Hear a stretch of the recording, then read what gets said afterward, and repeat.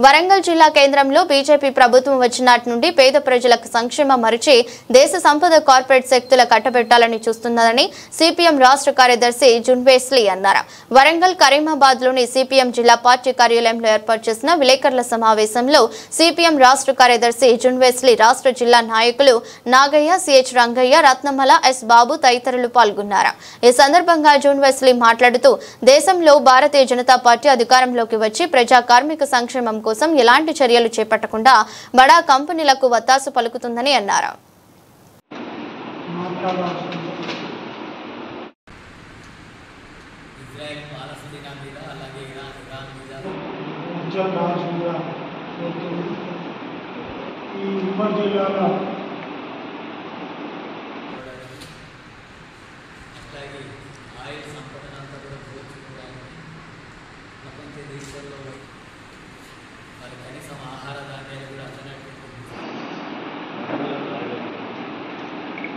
మోడీ ఆధారిత మణిపూర్ లాంటి రాష్ట్రంలో పెద్ద ఎత్తున మారణకాండ జరిగి మహిళల్ని నగ్నంగా ఊరేగించినటువంటి ఘటన జరిగితే పార్లమెంట్లో చర్చించడం పోయి మణిపూర్ రాష్ట్రానికి పోయి అక్కడ ప్రజల భద్రతను కాపాడే చర్యలను కోరుకోవాలి. అట్లాగే కార్మికుల చట్టాలు రద్దు చేసేస్తారు. ఎక్కడైనా సరే ప్రజాస్వామిక వాళ్ళు హక్కుల కోసం మాట్లాడితే పోరాడితే అలాంటి వాళ్ళ మీద అక్రమంగా కేసులు పెట్టడం, జైలుకు పంపించడం అలాంటి కార్యక్రమం కొనసాగుతుంది.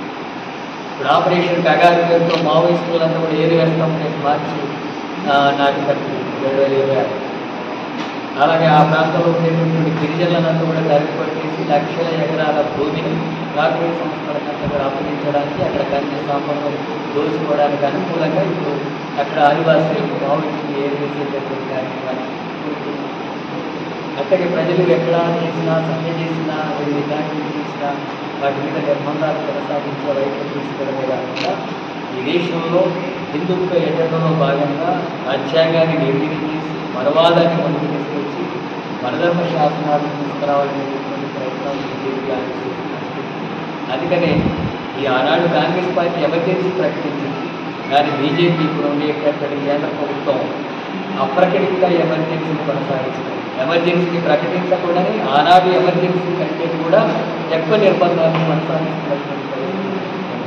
అందుకని సిపిఎం పార్టీ ఆధ్వర్యంలో ఈ నెల 25వ తారీఖున రాష్ట్ర వ్యాప్తంగా అంటే దేశవ్యాప్తంగా పిలిపించింది పార్టీ.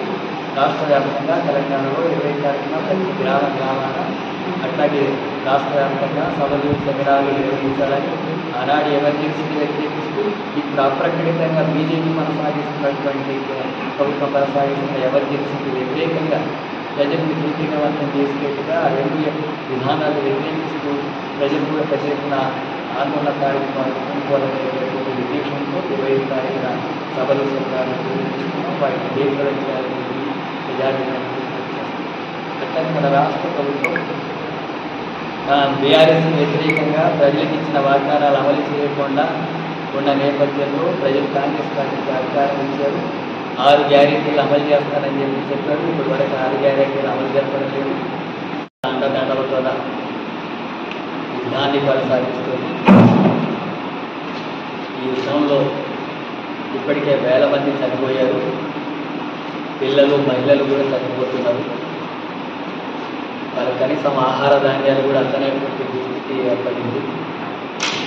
ఇప్పుడు ఇరాన్ మీద కూడా దాడి కొనసాగుతుంది. ఇరాన్ కూడా ఇజ్రాయెల్ మీద ప్రతి దాడి జరుగుతుంది. ఇలాంటి యుద్ధం కొనసాగడం అనేటటువంటి ప్రపంచ శాంతికి నష్టం. అట్లాగే సామ్రాజ్యవాద దేశాలకు అనుకూలం.